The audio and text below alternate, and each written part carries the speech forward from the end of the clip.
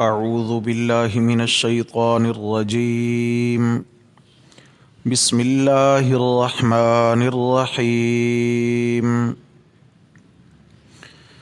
لیس البر ان تولوا وجوہکم قبل المشرق والمغرب ولکن البر من آمن باللہ والیوم الآخر والملائکۃ والکتاب والنبیین لیس البر ان تولوا وجوہکم قبل المشرق والمغرب، اور یہ نیکی کچھ نہیں کہ تم اپنے چہرے پھیر لو مشرق یا مغرب کی جانب، وَلَكِنَّ الْبِرَّ مَنْ آمَنَ بِاللَّهِ، اور لیکن بڑی نیکی تو یہ ہے کہ جو کوئی ایمان لایا اللہ پر، وَالْيَوْمِ الْآخِرِ، اور قیامت کے دن پر، وَالْمَلَائِكَةِ وَالْكِتَابِ وَالنَّبِيِّينَ،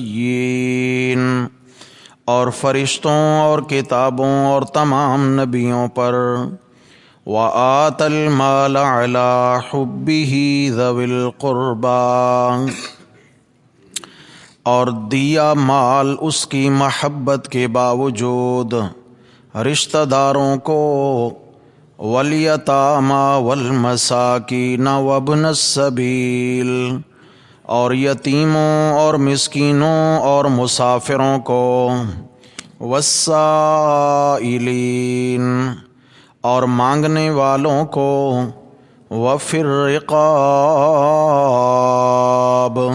اور گردنیں آزاد کرانے میں، وَأَقَامَ الصَّلَاةَ وَآتَى الزَّكَاةَ، اور قائم کیے رہا نماز اور دیتا رہا زکوٰۃ، وَالْمُوفُونَ بِعَهْدِهِمْ إِذَا عَاهَدُوا،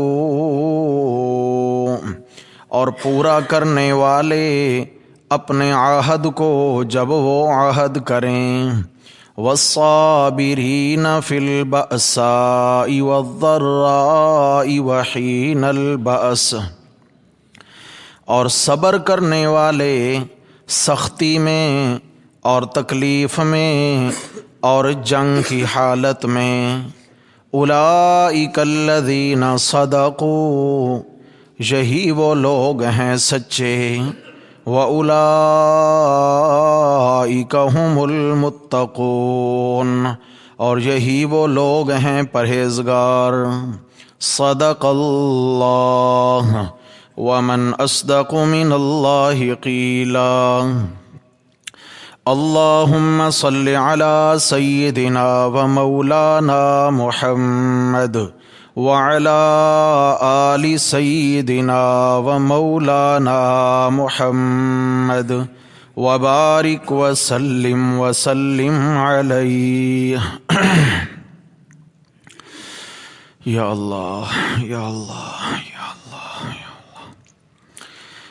گرامی قدر سامعین، حضرات محترم، درس قرآن مجید کے سلسلہ میں دوسرا پارہ سورۃ البقرہ اور اس کی آیت نمبر 177 کا بقیہ حصہ آج ہمارے سبق میں شامل ہے۔ اس صورت مبارکہ میں چونکہ موضوع عنوانات کثیر ہیں، اس لیے ہم نے اس ایک آیت مبارکہ کو 3 اسباق میں پڑھا ہے۔ 2 اسباق اس کے گزر چکے اور تیسرا سبق انشاءاللہ الرحمن میرے رب کی توفیق سے آج ہو رہا ہے۔ اللہ جل شانہ مجھے بھی اور آپ تمام بھائیوں کو 100% اس آیت کریمہ کے رنگ میں رنگ دیں۔ یہ آیت کریمہ قرآن مجید کے ان آیات میں شامل ہے جو دین کی اساس ہیں، جن آیتوں میں دین کے اساسی اور بنیادی احکامات ذکر ہیں۔ یہ مبارک مقام قرآن کا انہی چند مقامات میں سے ہے۔ دین کے موٹے موٹے احکامات سب آ گئے اس آیت میں کہ جن پر چل کر ایک بندہ با کمال مومن بن سکتا ہے۔ اس ایک آیت کریمہ کو جو بندہ اپنی زندگی میں نافذ کر لے تو اس نے اپنی خوش قسمتی حاصل کر لی ہے، وہ دنیا کا خوش نصیب ترین انسان ہے۔ اس لیے کہ آخر میں اللہ تبارک و تعالی نے فرمایا کہ جن جن میں یہ اور یہ صفات آ گئیں، اولئک الذین صدقوا، میں اللہ ان کو سچے ہونے کا سرٹیفکیٹ عطا فرماتا ہوں، میں اللہ کی نظر میں یہ سچے ہیں۔ اور پھر سچائی کے بعد دوسری سند وَأُولَئِكَ هُمُ الْمُتَّقُونَ، فرمایا میں اللہ کی نظر میں اصل پرہیزگار بھی یہی ہیں جن کی زندگی اس آیت کے مطابق ہے، المتقون، پرہیزگار۔ بس دعا کریں اللہ تعالی ہم سب کو اس میں سے وافر حصہ نصیب فرمائے۔ میرے بھائی اللہ سے مانگا کریں، خدا کے لیے، اپنے لیے بھی، میرے لیے بھی، ہر ایک کے لیے مانگا کریں اللہ تبارک و تعالی ہمیں ویسا بنا دیں جیسا اللہ تعالی ہم سے تقاضا فرماتے ہیں۔ پتہ نہیں کتنے سانس باقی ہیں، کتنی زندگی باقی ہے، چل چلاؤ کا جہان ہے، کسی دن اچانک چل پڑیں گے ہم سب۔ میرے بھائیوں بس اللہ سے یہ مانگیں کہ اللہ تبارک و تعالی جب خاتمہ فرمائیں تو حسن خاتمہ نصیب ہو، اللہ تعالی حسن خاتمہ نصیب فرمائے۔ اس آیت مبارکہ میں اللہ تبارک و تعالی نے ایمان والوں کو، بلکہ یہود و نصارہ کو بھی بیچ میں خطاب ہے، اس لیے کہ وہی لوگ غیر ضروری اور لا یعنی باتوں میں پڑھ کر چھوٹی چھوٹی باتوں کو منبع اختلاف بنا کر ایمان والوں سے ضد پیدا کر لیتے تھے۔ جو چیزیں قابل اختلاف نہیں تھیں، قابل بحث و تمحیص نہیں تھیں، ان باتوں کو یہود و نصارہ نے قابل جنگ و جدال بنا دیا۔ اس لیے اسلام کا یہ مزاج ہے، اسلام کا یہ مزاج ہے کہ اسلام اعتدال پسند ہے، اعتدال پسندی عین ایمان ہے۔ اعتدال پسندی کا یہ مطلب نہیں ہے کہ خود ساختہ دین کے احکامات میں نرمی پیدا کریں اور خود ساختہ سختی پیدا کر کے بس ان کو مینٹین کر لیں تو یہ اعتدال ہے، اس کا نام اعتدال نہیں ہے۔ جہاں اسلام سختی دکھاتا ہے وہاں نرمی نہ دکھائیں، جہاں نرمی دکھاتا ہے وہاں سختی، یہ اعتدال ہے۔ اللہ رب العزت نے جو احکامات نافذ فرما دیے، لاگو فرما دیے، وہی اصل دین کا مزاج ہے، وہی اصل دین کا مزاج ہے۔ اور جیسے حدیث شریف میں آیا یسروا ولا تعسروا، آسانیاں پیدا کرو، تنگی مت کرو۔ کیا مطلب ہے؟ جن مسائل میں شریعت نے سختی نہیں کی ہے ان میں بے جا سختی کی اجازت نہیں ہے، سمجھ آ گئی ہے؟ ان میں بے جا سختی نہیں کریں۔ جن میں نرمی ہے، گنجائش ہے، اس میں امت کو گنجائش دیں، اور جن میں سختی ہے اس میں گنجائش نکالنا، اس کی کوئی گنجائش نہیں۔ کہ اسلام نے جہاں پر ایک بات نافذ کر دی ہے وہ اٹل ہے۔ اب ایمان کا تقاضا یہ ہے کہ دنیا چھٹتی ہے تو چھٹ جائے، بڑی سے بڑی قربانی لگتی ہے تو لگ جائے، لیکن اللہ کا حکم پامال نہیں ہونا چاہیے۔ نبی کریم صلی اللہ علیہ وسلم نے فرمایا لا طاعت للمخلوق فی معصیت الخالق، فرمایا مخلوق کی وہ تابع داری جس سے اللہ ناراض ہوں وہ کسی صورت جائز نہیں ہے۔ مخلوق کی وہ تابع داری جس سے خالق ناراض ہو جائے، یعنی لوگوں کے لیے اتنی نرمیاں شروع کر دیں کہ اس میں اللہ کی ہی کوئی حد بندہ توڑ بیٹھے، تو اس میں اللہ تعالیٰ کی اجازت نہیں ہے۔ تو بہرحال فرمایا لیس البر ان تولوا وجوہکم قبل المشرق والمغرب، کہ یہ مشرق کی جانب منہ کریں، مغرب کی جانب منہ کریں، ادھر کریں ادھر کریں، بس اسی بات کو تم نے میدان جنگ بنا رکھا ہے۔ فرمایا صرف یہی دین سمجھا ہے کیا؟ اب ہمیں پتہ ہے کہ ہمارا قبلہ وہ ہے جو مکۃ المکرمہ میں موجود ہے، کیوں بھائی؟ پتہ ہے کہ نہیں ہے ہمیں؟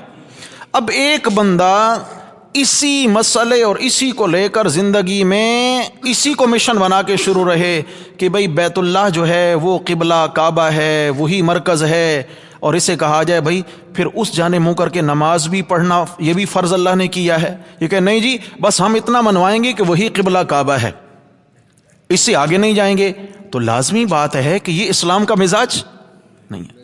ایک جز کو پکڑ لینا اور اس میں پھر لگے زندگی اپنی کھپا دینا، یہ اسلام کا مزاج نہیں ہے۔ اسلام کا مزاج یہ ہے کہ جو غیر ضروری باتیں ہیں ان میں پڑھ کر ضروری احکامات کو ضائع مت کریں۔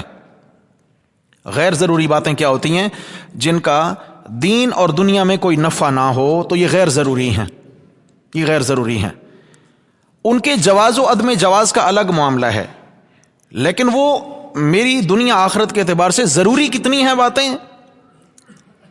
نہیں۔ لا تسألوا عن اشیاء ان تبد لکم تسؤکم، فرمایا کہ ایسی باتوں کے بارے سوال مت کیا کرو کہ اگر وہ تمہارے سامنے بیان کر دی جائیں پھر تمہیں تکلیف پہنچے۔ قرآن کی آیت ہے۔ یعنی کیا مطلب ہے کہ اپنے طور پہ کھود کرید میں مت لگو، جو اللہ نے بیان کر دیا دین اس کو تو پہلے اپنے اوپر نافذ کیجئے، نئی باتوں کے پیچھے مت پڑے۔ فرمایا اگر نیکی چاہتے ہو تو کسی ایک بات کو لے کر اس میں تشدد کرنا، اس میں حد سے بڑھ جانا، اسی کو دنیا آخرت کا سرمایہ سمجھنا نہیں، بلکہ دنیا و آخرت کا سرمایہ سب سے بڑی نیکی یہ ہے من آمن باللہ، جس نے اپنا ایمان بنا لیا۔ ایمان بنانا یہ سب سے بڑی کیا ہے بھائی؟ جی سب سے بڑی نیکی، سب سے بڑی نیکی۔ اس لیے سب سے بڑی نیکی کہتے ہیں ایمان کو کہ جس کے دل میں رائی کے دانہ کے برابر بھی ایمان ہوگا بہر صورت وہ جنت میں ضرور جائے گا۔ تو معلوم ہوا نیکی تو بہت بڑی ہوئی، بہت بڑی نیکی۔ قیامت کے دن ایک شخص آئے گا حشر کے میدان میں اور اس کے اعمال تو لے جائیں گے، ایک پلڑے میں گناہ، ایک میں نیکیاں۔ گناہ فرشتے رکھتے جا رہے ہیں، دفاتر کے دفاتر تیار ہیں، رجسٹر تیار ہیں، پورے دفتر لاگے فرشتوں نے رکھ دیے۔ یعنی یوں سمجھیں کہ گناہوں کا پلڑا زمین تک جھک گیا اور نیکیوں کا پلڑا گویا آسمان کی بلندیوں تک اٹھ جائے گا۔ ایک مثال ہے، بہت اٹھ جائے گا، وہ تو خالی ہے۔ اب اس کی تباہی اور ناکامی یقینی ہے، یہ پریشان حال ہے، اور اس سے بڑی میرے بھائی کیا پریشانی ہو سکتی ہے کہ ہمیشہ کے لیے جہنم کی آگ کا ایندھن بن جائے۔ اس سے بڑی ناکامی اور کیا ہو سکتی ہے؟ اللہ حفاظت فرمائے۔ یہ پریشان حال ہوگا۔ اللہ تبارک و تعالیٰ فرمائیں گے کیوں گھبرا رہے ہو؟ یا اللہ گھبرانے کا موقع ہی تو ہے، میں کیا کروں؟ ناکامی۔ اللہ جل شانہ فرمائیں گے تیری ایک نیکی ہمارے پاس ایسی موجود ہے، وہ ابھی ہم نے لا کر اس کو تول میں رکھنا ہے۔ تو وہ بندہ کہے گا کہ یا اللہ دفاتر گناہوں کے مقابلے میں ایک نیکی، اس کی حیثیت کیا ہوگی؟ چنانچہ اللہ تعالیٰ فرشتوں کو حکم دیں گے، ایک پرزہ لایا جائے گا، کاغذ کا جتنا ٹکڑا ہوتا ہے ایک پرزہ لایا جائے گا، اور فرشتہ لا کے اس کو جو ہی پلڑے میں رکھے گا تو حدیث شریف میں آیا کہ یہ نیکیوں کا پلڑا دھڑام سے نیچے چلا گیا، گناہوں کا اٹھ جائے گا۔ یہ بندہ حیران ہوگا کہ ایک دم کایا پلٹ گئی ہے، میرے گناہ مجھے رسوا کیے جا رہے تھے اور ایک دم پلڑا یہ جھک گیا، آخر اس میں راز کیا ہے؟ اللہ تعالیٰ فرمائیں گے جا تو جنت میں، تیری نیکیاں وزنی ہو گئیں۔ عرض کرے گا میرے مولا یہ میری نیکی مجھے دکھا تو دیں، یہ کون سی نیکی ہے جو اتنا زیادہ بھاری ہو گئی؟ جب وہ پرزہ کھول کے دیکھے گا تو اس پہ لکھا ہوگا اشہد اللہ الہ الا اللہ وان محمد الرسول اللہ، یہ کلمہ لکھا ہوا ہوگا۔ تو اللہ تعالیٰ فرمائیں گے تو نے اخلاص سے یہ کلمہ پڑھا تھا، تیرے ایمان کی نیکی تیرے سارے گناہوں پہ بھاری ہو گئی ہے۔ اللہ تعالیٰ ہمارے بھی ایمان کو ایسا ہی وزن نصیب فرما دے۔ خوش نصیبی ہے کہ نہیں بھائی؟ کتنا خوش نصیب ہوگا کہ ایک دم جو ہے گیا ماشاءاللہ جنت میں کامیاب ہو گیا۔ تو فرمایا کہ اصل نیکی چھوٹے موٹے اختلافات میں پڑھ کر اپنی صلاحیتیں ضائع کرنا نہیں ہے۔ اگر نیکی کمانا چاہتے ہو تو من آمن باللہ، او ایمان بناؤ، اور ایمان کا پہلا قدم، پہلی شک باللہ، اللہ کی ذات و صفات پر ایمان لانا۔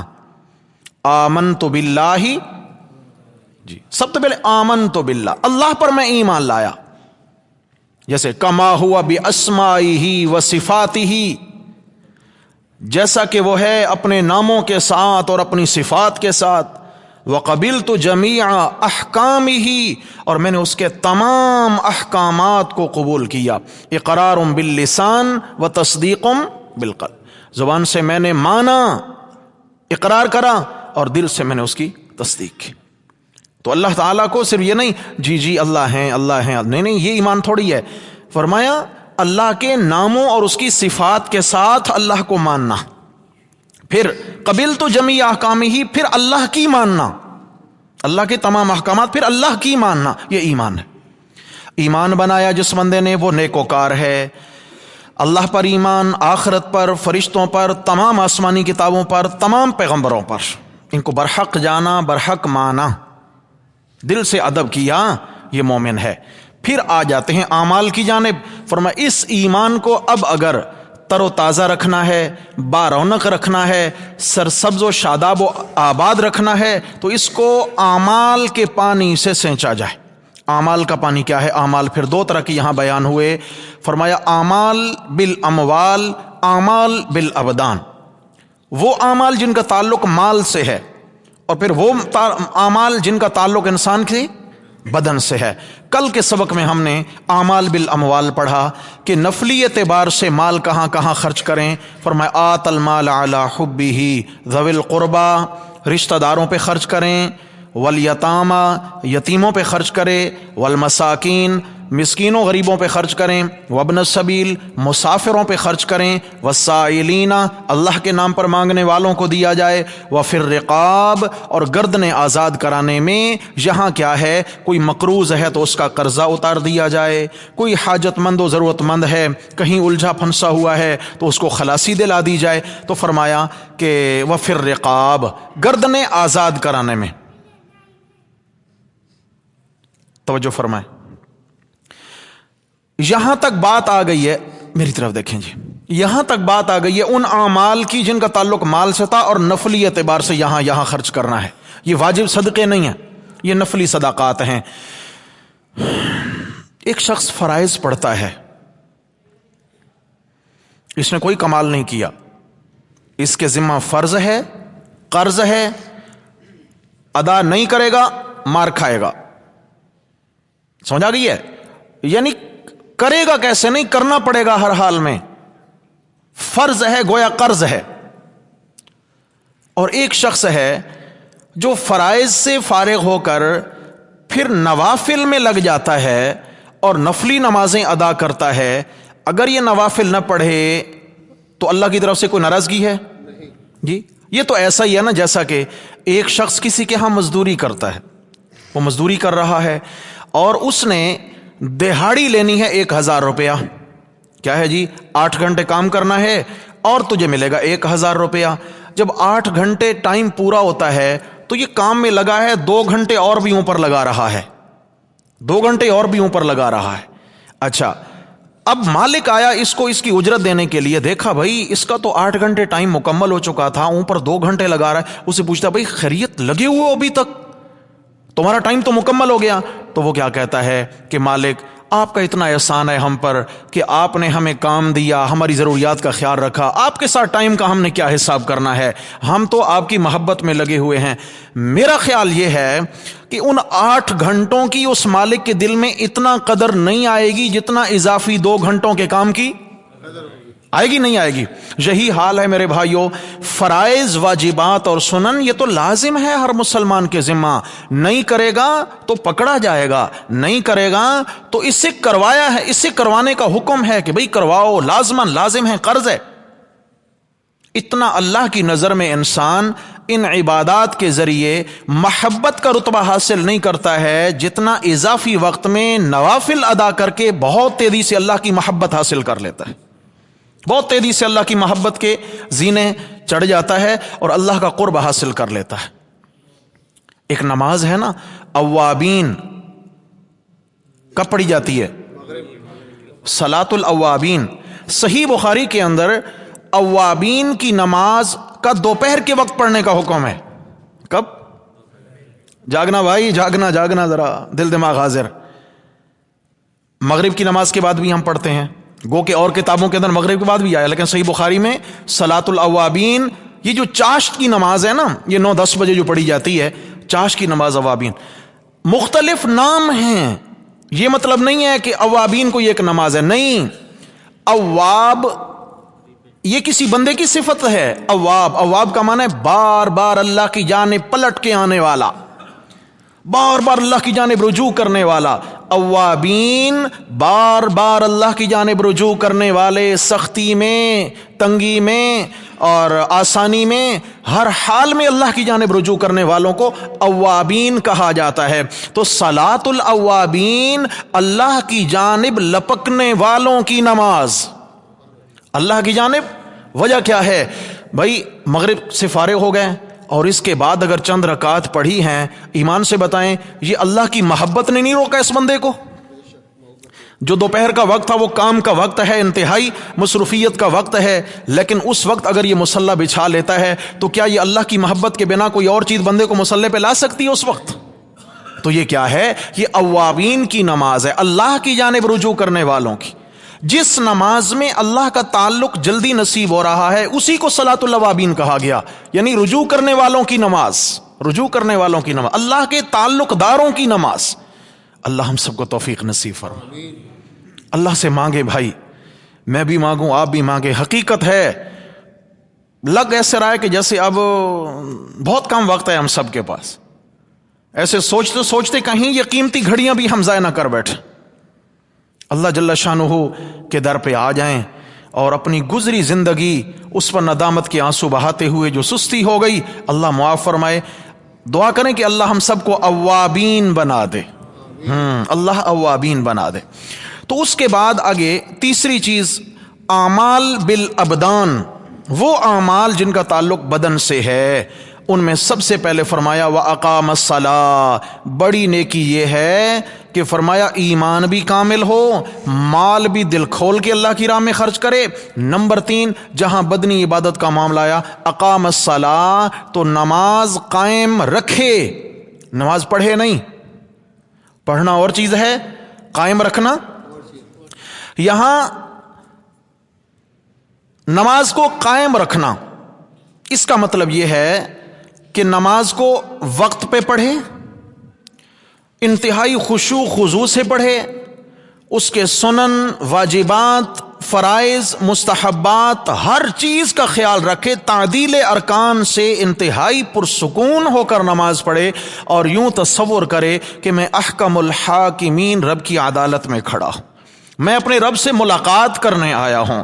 اور جتنی بڑی ہستی کے ساتھ انسان ملاقات کے لیے آتا ہے اتنے آداب بھی بطور خاص بجا لائے جاتے ہیں. ایک شخص ہے اگر وہ کسی بڑے افسر کے آفس میں جاتا ہے، توجہ فرمائیے، ایک شخص ہے وہ کسی بڑے افسر کے آفس میں جاتا ہے ملاقات کرنے کے لیے. مثال کے طور پر ایک بندہ وہ سیشن جج کی عدالت میں گیا، سمجھ آ گئی ہے؟ تو آج کل پتہ ہے عدالتوں میں کیا ہوتا ہے، موبائل اگر کسی کی ٹون بج گئی نا، موبائل ضبط، نہیں تو کم از کم بھاری جرمانہ. تو لوگ کیا کرتے ہیں، بار سب سے پہلے اپنے موبائل بند کرتے ہیں کہیں خلاف ورزی نہ ہو جائے، پھر جناب علی اپنے کپڑے وپڑے سیٹ کیے، اپنی وضاقتہ سیٹ کی، پھر گئے افسر کے سامنے پیش ہوتے ہیں کہ بھائی کہیں ہماری کسی حرکت سے وہ ناراض، اگر موبائل کی بیل کھلی رہ گئی، آواز بج اٹھی تو پھر کیا ہوگا، سب ختم، ناراض ہو جائیں گے. تو میرے بھائیو ایسے ہی جب اللہ کے دربار میں ہم آئیں تو ہم اپنی دنیا کی ہر ٹون بند کر کے آئیں، ہر ٹون دنیا کی بند کریں. وہ لکھا ہوتا ہے نا، کئی مساجد کے باہر بڑا زبردست جملہ لکھا ہوتا ہے کہ موبائل بند کریں اس لیے کہ مخلوق سے رابطہ ختم، اللہ سے رابطہ شروع. کیا پیاری بات ہے، مخلوق سے رابطہ ختم، اللہ سے رابطہ شروع. یہ ہے حاضری، نماز میں حاضری ہو. لیکن حاضری کافی نہیں ہے کہ بندہ اپنا بدن لے کے مسجد میں آ گیا، یہاں حضوری ضروری ہے، دل کی حضوری، دل بھی اللہ کے ساتھ جڑا ہو. جیسے بدن مسجد میں آ گیا یوں دل بھی کس کے ساتھ جوڑنا ہے جی، اللہ کے ساتھ جوڑنا ہے. اور حدیث شریف میں آیا جب ایک نمازی بندہ اللہ اکبر اللہ اکبر، کاش اللہ کرے کہ ہم نماز کی حیت کو سمجھ لیں کہ اس کے اندر ہمیں کیا کچھ مل رہا ہے. وہ حدیث میں بعد میں سناتا ہوں، پہلے تو ہم نماز کی حیت کو دیکھیں.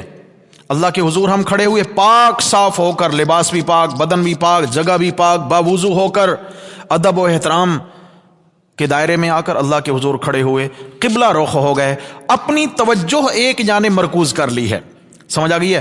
اور اس کے بعد نماز کی نیت باندھتے ہیں تو ہاتھ بلند کرتے ہیں تکبیر تحریمہ کے لیے. کیا کرتے ہیں بھائی؟ اور ہاتھ بلند کرنے کا انداز کیا ہوتا ہے؟ ہتھیلیاں یوں مٹھیاں بند نہیں ہوتی ہیں, ہاتھ کھلے ہیں, اور نیت باندھتے وقت یعنی جب تکبیر تحریمہ کہیں تو کیا کرنا ہے؟ یوں ہاتھ کی ہتھیلیوں کا رخ سامنے کو رکھنا ہے, ہاتھ کی ہتھیلیوں کا رخ یوں سامنے کو رکھنا ہے, یوں سامنے, اور معمولی سا انگلیوں کے سرے معمولی سے عاجزی کے انداز میں جھکیں, لیکن جو ہی ہاتھ کانوں کے برابر آئیں تو نگاہ اٹھ جائے سامنے کی جانب اور زبان پہ آئے اللہ اکبر. اور یہ اللہ اکبر کہنا فرض ہے نماز میں, باقی کوئی اللہ اکبر فرض نہیں ہے, سنت ہیں. یہاں اس مقام پر تکبیر تحریمہ اللہ اکبر یہ کیا ہے جی؟ فرض ہے. اب یہاں تصور میں ڈوبیں, وقت کا بادشاہ ہے, کسی ملک کا صدر ہے, کسی محکمے کا بڑا افسر ہے, دنیا میں کھیلنے والا ہے, مال دولت اس کے پاس بہت ہے, تاجر ہے. اللہ کے حضور جب آئے گا ہاتھ بلند کرے گا. یہ ہاتھوں کا بلند کرنا یہ شکست کی دلیل ہے میرے بھائی. کیا ہے؟ کوئی بھی آپ کے سامنے آتا ہے کہتا ہے ہینڈز اپ, تو ہاتھ یوں بلند کر لیتے ہیں. یہ ہاتھوں کا اٹھا لینا, ہاتھ کھڑے کر لینا, یہ غلبہ نہیں مغلوبیت کی دلیل ہے. جی میں کمزور ہوں, میں کمزور ہوں. گویا بڑے سے بڑا آیا اللہ کے دربار میں, اس نے آتے ہی زبان سے کہا اللہ اکبر اور خود ہاتھ بلند کر لیے. میرے اللہ بڑا تو ہے, بڑا میں نہیں ہوں. اللہ اکبر, میں ہینڈز اپ ہو گیا تیرے سامنے, میں نے اپنے عہدے بھی پھینک دیے. یہ ہاتھ کی ہتھیلیوں کی پشت پیچھے کی جانب ہے, دفتر پیچھے چھوڑ آیا, دکان پیچھے چھوڑ آیا, دولت پیچھے چھوڑ آیا, منصب عہدہ پیچھے چھوڑ آیا. اللہ یا اللہ یہ دیکھ, یہ میں خالی ہتھیلیاں لے کر کے آیا ہوں, یہ خالی ہتھیلیاں لے کر کے آیا. تصور کریں نماز میں اللہ اکبر. پھر اس کے بعد ہاتھ باندھ لینے ہیں اور یہ قیدی بن جانا ہے اللہ کے حکموں کا. قیدی ہاتھ باندھے ہوئے ہیں, جیسے ایک قیدی کو یعنی جو یہ ہینڈز اپ کرتا ہے پھر اس کو ہتکڑی پہنا دی جاتی ہے. ہاں جی, ہاتھ اس کے باندھ دیے, اس کے ہاتھ بند گئے اللہ کے حضور. ہاتھ بندے ہیں, غلام بن کے کھڑا ہے, نگاہیں جھکی ہوئی ہیں. حکم کیا ہے؟ سجدے کی جگہ سے تیری نگاہ اٹھ گئی تو اللہ کی رحمت روٹ جائے گی. سجدے کی جگہ سے نگاہ نہیں اٹھنی چاہیے, نگاہیں نیچی رکھیں. پھر اس کے بعد پڑھتا رہا. نبی کریم صلی اللہ علیہ وسلم نے فرمایا, اب حدیث سنیے, کہ جب یہ اللہ اکبر کہتا ہے اللہ تعالیٰ اس اخلاص والے نمازی جو دل کی حضوری سے نماز میں آیا ہے, اللہ اس کے گناہوں کی ایک گٹھڑی باندھ کر اس کے سر پہ رکھ دیتے ہیں. بدن سے گناہ سارے نکال لیے, نامہ اعمال سے گناہ سارے جمع کر کے جیسے ایک کچرے کا ایک بورا بھر کے رکھ دیتے ہیں, گٹھڑی باندھ دیتے ہیں, کہیں پھینکنا ہے تو اللہ گناہوں کے کچرے کا ایک بورا بھر کے گویا اس کے سر پہ رکھ دیتے ہیں, یہ تیرا بوجھ ہے. اور فرمایا جب یہ رکوع میں جاتا ہے تو وہ گناہوں کی گٹھڑی اس کے پیٹھ پہ لا کے رکھ دی جاتی ہے. جب سجدے میں جاتا ہے تو اللہ کا اتنا قرب پاتا ہے کہ اس کے گناہوں کی گٹھڑی پیٹھ سے اٹھا کر زمین پہ پھینک دی جاتی ہے. ایک ہی سجدے میں کام ہو گیا میرے بھائی, ایک ہی سجدے میں کام ہو گیا. یہ ہے اقام الصلاۃ, نماز قائم رکھ, قائم.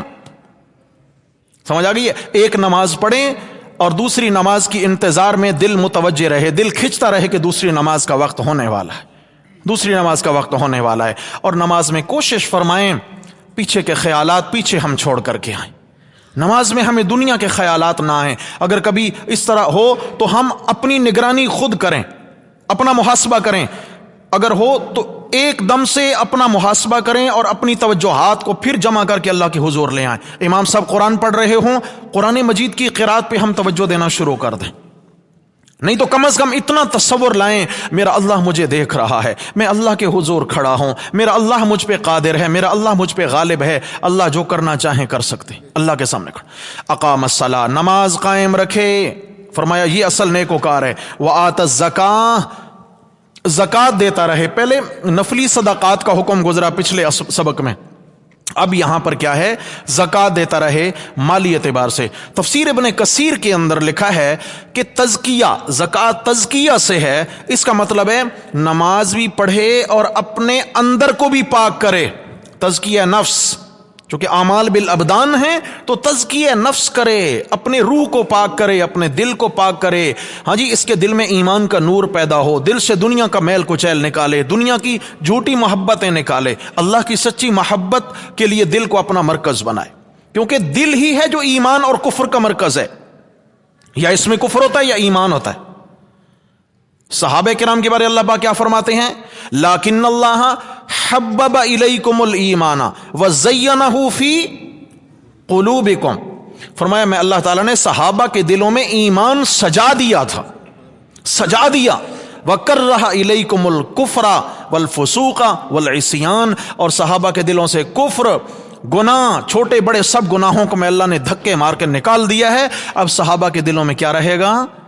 ایمان۔ اللہ ہمیں صحابہ کا ادب نصیب فرمائے۔ وہ عظیم لوگ قرآن مجید نے جن کے ایمان کی شہادتیں دی ہیں میرے بھائی، کتنا وہ بد نصیب انسان ہے جس کو صحابہ کی نیتوں پہ شک ہے، کتنا وہ بد نصیب ہے جس کو اللہ کی گواہی میں شک ہے۔ اللہ گواہی دیتے ہیں اولئک ھم الصدیقون، یہ اندر باہر سے کھرے اور سچے ہیں، پھر بھی وہ کہے نہیں یہ تھا وہ تھا۔ بہرحال دعا کریں اللہ ہر ایک کو سچا ادب نصیب فرمائے حضرات صحابہ کرام کا۔ والموفون بعہدہم، ایک اور عنوان چھڑ گیا بیچ میں، سب سے پہلے ایمان، پھر اعمال بالاموال، اعمال بالابدان، چوتھے نمبر پہ والموفون بعہدہم، اخلاق عالیہ کی تاکید ہے۔ اخلاق عالیہ، تمہارے اخلاق بھی اچھے ہوں تب جا کے کوئی نیکی ملے گی۔ اخلاق، اعمال کا تعلق اللہ سے ہے، اخلاق کا تعلق اللہ کی مخلوق سے ہے، اور ان میں ایک خاص مسئلہ بیان کیا۔ اور پورا کرنے والے اپنے وعدوں کو جب وہ وعدہ کریں، عہد اللہ سے عہد کریں تو اسے بھی پورا کریں، اللہ کی مخلوق سے عہد کریں تو اسے بھی، یہاں سمجھیے گا میرے بھائی، جاگنا ذرا، سونا نہیں ہے۔ اللہ سے عہد کیا ہے؟ اللہ کے نام کی قسم کھا لی ہے، اگر جائز کام کرنے کی قسم کھائی ہے تو اس کو پورا کرنا یہ اللہ کے عہد کو پورا کرنا ہے۔ اگر جائز کام کی قسم کھائی تھی تو اس کو پورا کریں۔ نمبر 2، اللہ کے نام کی منت مانی ہے، جائز طریقے سے مانی ہے تو اس منت کو پورا کرنا یہ اللہ کے عہد کو پورا کرنے والا ہے، اعلیٰ اخلاق کا مالک۔ ایسے ہی لوگوں کے ساتھ اگر کسی جائز بات اور جائز معاملے کا وعدہ اور عہد کر لیا ہے تو اس کو پورا کرنا یہ اعلیٰ اخلاق کی ترجمانی ہے۔ قرآن مجید بتا رہا ہے کہ اعلیٰ اخلاق والا وہ ہے جو اپنے عہد پر پورا اترتا ہے۔ ہم نے کسی کے ساتھ لین دین کا عہد کر رکھا ہے اور کوئی معاملات کے عہد کر رکھے ہیں جو جائز معاملات ہیں، ان کو پورا کریں۔ لیکن اگر کسی کے ساتھ کوئی گناہ یا اللہ کی نافرمانی کا عہد کیا ہوا ہے، اس مسئلے کو سمجھیں۔ ایک شخص ہے وہ کسی دوست کے ساتھ کسی گناہ کے کام میں شریک ہونے کا عہد کر چکا ہے، ہاں بھئی ٹھیک ہے ہم فلاں جگہ جائیں گے اور ہم نے جو ہے نا چوری کرنی ہے، کسی کو ایذا پہنچانی ہے، فلاں ہم گناہ کا کام کریں گے، کسی دوست سے عہد کر رکھا ہے۔ اب یہ خیال آیا نہیں میں نہیں جاتا، کوئی سے کہے بھائی تو نے تو وعدہ کر رکھا، وعدہ کی خلاف ورزی کر رہے ہو؟ نہیں، ایسے وعدوں کو پورا کرنا جائز نہیں ہے، ایسے وعدوں کو توڑنا لازم ہے جن میں اللہ کی نافرمانی ہوگی۔ تو فرمایا اعلیٰ اخلاق یہ ہے کہ جب وہ عہد کریں تو عہد کو پورا کریں، لیکن جائز عہد۔ پھر اس کے بعد آگے استقامت کی بات آ گئی ہے، فرمایا پھر جو ان مراحل سے گزرے گا وہ آزمائشوں کی چکی میں پسے گا۔ آخر میں کیا ہے؟ فرمائے جتنی باتیں بیان ہوئیں یہ پھولوں کی سیج نہیں ہے، یہ آزمائشوں کا راستہ ہے، یہ کانٹوں کا راستہ ہے، تن بدن چھلنی کرانا پڑے گا اس سے، اور آگے میں اللہ تعالیٰ تیری استقامت کا امتحان لوں گا، تبھی جا کے تجھے سند اور ڈگری ملے گی۔ آخر میں کیا مطلب ہے؟ ایمان زبانی کافی نہیں ہے، اعمال ظاہری دکھلاوے کے کافی نہیں ہیں، اخلاق ظاہری اعتبار سے ہوں حقیقت میں کچھ نہیں، اللہ تعالیٰ کو متاثر نہیں کر سکتے ہیں۔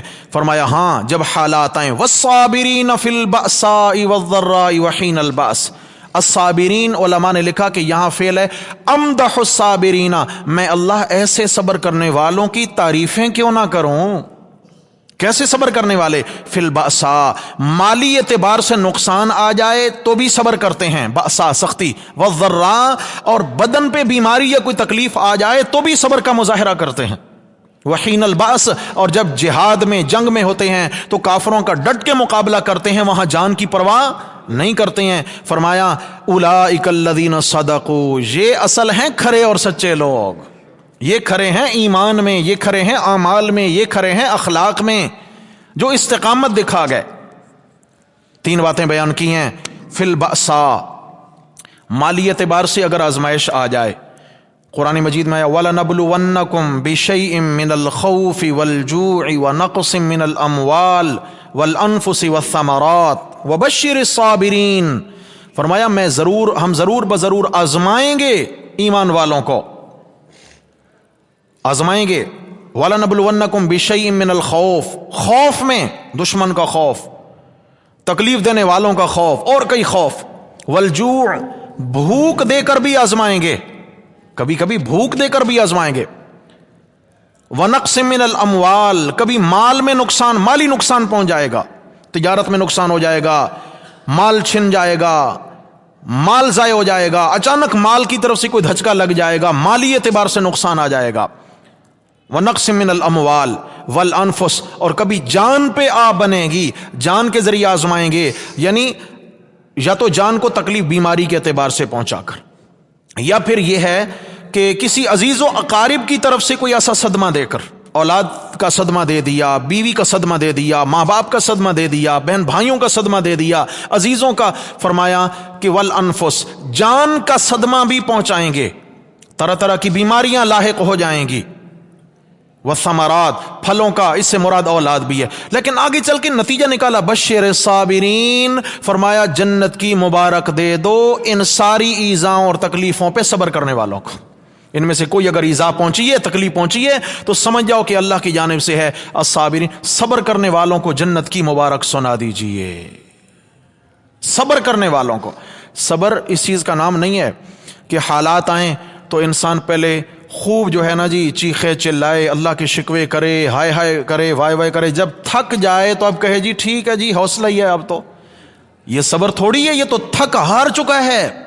آپ علیہ السلام نے فرمایا کہ اجر اور جنت کا وعدہ جو ہے نا، الصبر عند الصدمۃ الاولی، صبر اصل وہ ہے جو صدمہ کے آغاز میں انسان اپنے آپ کو تھام لے اور اپنے آپ کو اللہ کے سپرد کر دے کہ میرے اللہ کی مرضی کے مطابق ہوا ہے، میں کچھ نہیں کہہ سکتا، میرا کچھ نہیں تھا، انا للہ و انا الیہ راجعون، ہم بھی اللہ کا مال ہیں، یہ بھی اللہ کا مال تھا، جو چھن گیا یہ بھی اللہ کا مال تھا، جو لٹ گیا یہ بھی اللہ کا مال تھا، جس کا نقصان ہوا یہ بھی اللہ کا مال تھا، انا للہ، یہ سب کو چلا گیا، رہنا ہم نے بھی کوئی نہیں، الیہ راجعون، ہم نے بھی اسی کی جانب لوٹ کے چلے جانا۔ تو یہ جملہ بڑا حوصلہ دیتا ہے بندے کو کہ بھئی عارضی طور پہ آئے ہیں، رہنا تو ہے نہیں، اگر آج مال چلا گیا، اولاد چلی گئی، کوئی اور نقصان ہو گیا، چلا تو ہم نے بھی جانا۔ ہاں فرمایا جس نے اس پر صبر کیا، اللہ تعالیٰ صبر کا بدلہ جنت عطا فرماتے ہیں۔ اولئک الذین صدقوا، یہی لوگ سچے ہیں۔ کیا ہے بھائی؟ کیوں؟ جب تکلیف آئے تو وہاں بناوٹ نہیں چلتی ہے۔ ایک بندہ ہے وہ انتہائی تکلیف میں مبتلا ہے، انتہائی تکلیف میں، وہاں وہ بناوٹ کا صبر کر سکتا ہے؟ بولو بھائی، مرے جا رہا ہے تکلیف سے، اب وہ دکھلاوے کا صبر تو نہیں کر سکتا نا، یہاں جو صبر کرے گا وہ کمال کا صبر کرے گا۔ مال کا دھچکا پہنچا بہت بڑا، وہاں دکھلاوے کا صبر نہیں ہے، سمجھ آ گئی ہے؟ بندھن ٹوٹ جاتے ہیں، لیکن اس حال میں جس نے اپنے آپ کو تھام لیا، اولئک الذین صدقوا، فرمایا یہ بالکل سچے ہیں، ان کی نیت پہ شک نہ کرنا۔ اور آخر میں فرمایا اولئک هم المتقون، یہی لوگ میں اللہ کی نظر میں پرہیزگار ہیں، اور اللہ تعالیٰ نے جنت بنائی ہی پرہیزگاروں کے لیے۔ کن کے لیے بھائی؟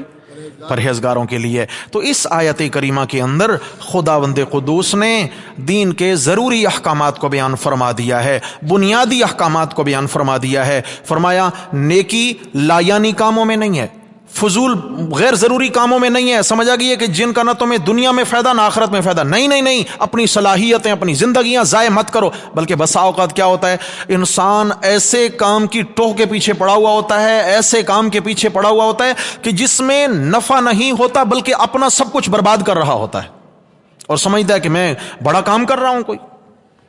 اچھا میں مثال دیتا ہوں، ایک شخص ہے، وہ کہتا ہے جی میں نے کیٹو کی چوٹی کو عبور کرنا ہے، کیٹو پہاڑ ہے، اس کی چوٹی میں نے سر کرنی ہے، بتائیں اس کو کتنے نوافل کا ثواب ملا؟ ہاں بھائی، ہے اس مہم کا کوئی فائدہ؟ ایک شخص ہے وہ کہتا ہے کہ بھائی میں نے اپنے فالوورز میں اضافہ کرنا ہے، میرا نام لینے والے بہت ہوں، میرے فالوورز بہت زیادہ ہوں، میرے ویورز بہت زیادہ ہوں دنیا کے اندر، بتائیں قبر میں آ کر کسی نے اللہ کی پکڑ سے چھڑانا ہے؟ نہیں۔ یہ سب لا یعنی کوششیں ہیں، فضول کوششیں ہیں، ان میں نہ دنیا کا فائدہ نہ آخرت کا فائدہ، بلکہ نقصان کا اندیشہ قوی ہے کہ ممکن ہے وقت ضائع کرنے کی وجہ سے اللہ ناراض ہو جائیں، عبادات متاثر ہو جائیں، تلاوت متاثر ہو، ذکر اذکار متاثر ہو جائیں۔ فرمایا نہیں، اس سے کام نہیں چلے گا۔ اولئک هم المتقون، تقوی پیدا کرو دل کے اندر، اللہ کا خوف بٹھاؤ دل کے اندر، اور دین کی ضروریات جو ہیں ان میں لگ کر اپنی زندگی اور وقت کو قیمتی بنا لیجیے۔ ہم سب انشاءاللہ کوشش کریں گے جی، عہد کیجیے اللہ سے، میرے اللہ جو وقت گزر گیا ہمیں معاف فرما دیجئے، یا اللہ آئندہ ہمیں سنبھل کے زندگی گزارنے کی توفیق عطا فرما دے، آمین کہیں۔ اللہ تبارک و تعالی ہم سب کے حامی و ناصر ہوں۔ اقول قولی ھذا استغفر اللہ